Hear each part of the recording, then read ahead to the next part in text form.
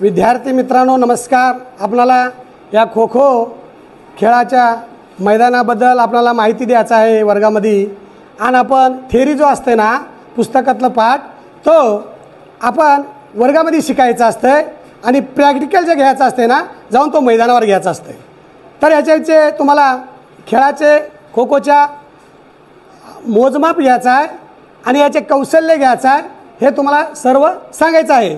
तरी हा खो खो मैदानाची लांबी 25 मीटर आहे आणि रुंदी 14 मीटर आहे। आणि इथं हे दोन पोल असतात तर ते पोलपासून मध्यंतरी तो 19.90 सेंटीमीटर असते। तर या पहिल्या रेषेला फ्री झोन लाईन म्हणतात। फ्री झोन लाईन 2.55 सेंटीमीटर असते आणि याच्यानंतर हे बॉक्स लाईन असते। ह्या पोस्ट लाईनला 2.10 सेंटीमीटर असते आणि बॉक्स लाईन प्रत्येक 7 बॉक्स लाईन राहतात इथून धरलं तर ते 1.90 सेंटीमीटरचे असतात। तर एकूण यांचे मेजरमेंट टोटल 25 मीटर लांबी असते आणि रुंदी 14 मीटर असते। तर पोलची हाईट जमिनीपासून तुम्ही जमिनीमध्ये किती करावं ना त्याचं काय आम्हाला हे नाही, पर वरे 1.20 ते 1.25 सेंटीमीटर पोलची हाईट असते वरे पोलची। मग याच्यानंतर हे मोजमाप झालेलं आहे। तर याच्यामध्ये आपण पळणाऱ्याला काय म्हणतो आता इथं दिलेलं आहे डाजर्स म्हणतात आणि बसणाऱ्याला चेजर्स म्हणतात। आणि खो खोचे बसण्याचे 2 पद्धती आहेत, बुलेटिन पद्धत आणि पॅरेलाल पद्धत। बुलेटिन म्हणजे मागे पुढे पाय करून बसायचं असतं आणि पॅरेलाल म्हटलं तर दोन्ही समांतर पाय करून बसायचं असतं। आणि खो देत असताना तोंडातून खोचा स्पर्श व्हावा आणि त्या पाठीवर थाप असं खो म्हणे यावं, असे नाही गेलं तर अंपायर लोकांनी तुम्हाला रिव्हर्स खो देऊ शकू शकतो। त्यांना उठल्यावणी करताय तुम्ही पुढे जाऊ शकता, तो अंपायरना तसं देऊ शकताय। तर या खो खो खेळाचे कौशल्य खांबा आणणे, याच्यामध्ये चौकामध्ये प्रवेश करणे आणि नागमोडी म्हटले की असं वाकडे तिकडे तिथून पळणे आणि एकेरी नागमोडी, रनिंग पद्धत, बचाव करणे आणि दिशा बदलणे, पुढे जायचं असं पळापळी करायचं, दिशा बदलायचं त्याचं आणि त्याला नक्करच क्रॉस करूस आणि आपण तिथंच उभं टाकायचं आणि त्याला शिटी वाजतात की तुझं हे झालं रिव्हर्स झालं म्हणून त्याला खो द्यावं त्याच्या उसली।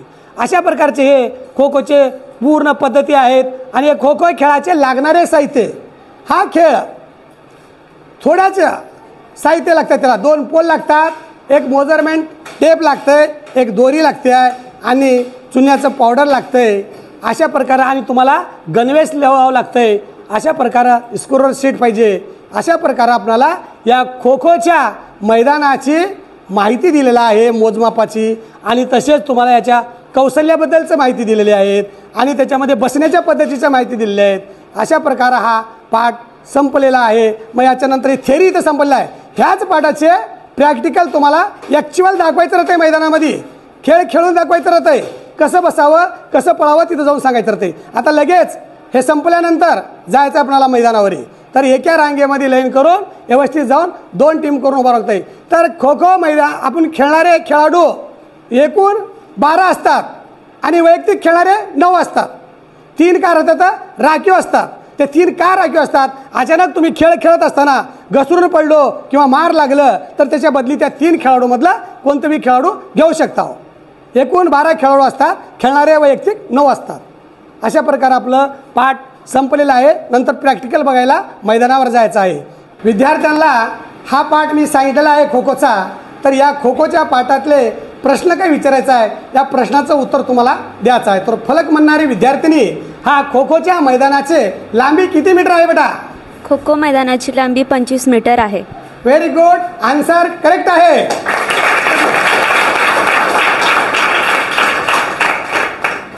नंतर सेकंड विद्यार्थ्यांना विचारायचं आहे या खो खो मैदानाची रुंदी किती मीटर आहे? खो खो मैदानाची रुंदी 14 मीटर आहे। व्हेरी गुड, करेक्ट आन्सर आहे। खो खो मैदानामध्ये हा पहिला जे रेस आहे तो आपल्याला काय म्हणतात, त्याला फ्री झोन लाईन म्हणतात। तो फ्री झोन लाईन कितीची असते?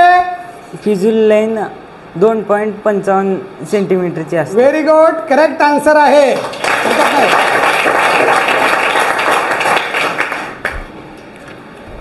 आता आपल्याला सर्व मी पाठ खो खोच्या पाठाबद्दल तुम्हाला पूर्ण मेजरमेंट सांगितलेलं आहे आणि यांचे कौशल्य सांगितलेलं आहे आणि याचा इतिहास सांगितला आहे, त्याच्यातून तुम्हाला काही प्रश्न विचारला आहे, त्या प्रश्नाचे तुम्हाला पाठ समजल्यानंतर आन्सर द्यायचं, तर तुम्ही तिघाला जर आन्सर विचारला तुम्ही करेक्ट दिला आहे, तर याच्याबद्दल तुम्हाला धन्यवाद.